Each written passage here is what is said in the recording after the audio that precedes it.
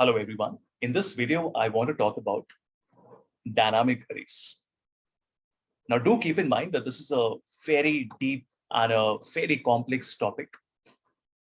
And it would be impossible for me to cover all of it in a short video like this.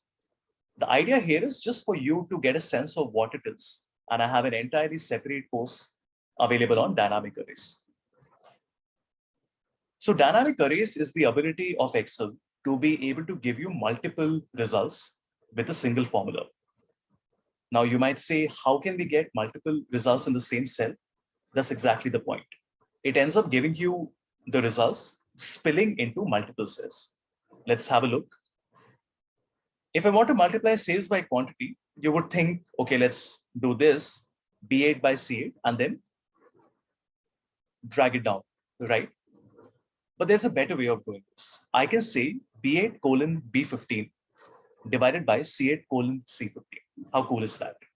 That gives you all the results in one go. And let me write the formula here so that all we can see that. This is dynamic arrays, Excel's ability of writing a single formula that can give you multiple results. You will also see that there is a blue border that comes around these cells, which tells you that this is a special type of a formula since it is giving you multiple results. And now how do you select all these cells in one go? Because they're all connected to each other, right? I can simply say sum, and then I can say D8 hash. It's a special character which allows you to select all the cells in a dynamic array like this. Let's do another example. But this time we want to multiply all these sales values with a single number. Let's see how this works.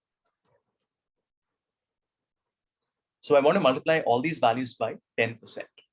Now, usually we would put a $sign to lock the cell F20 and then we copy it down. That's one way of doing it.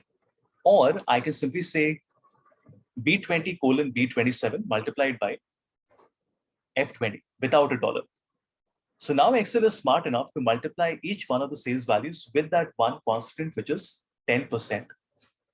The reason you're getting a spill error is because we don't have enough space for all the results to come. So let me remove all the other values and there we go, we get the result.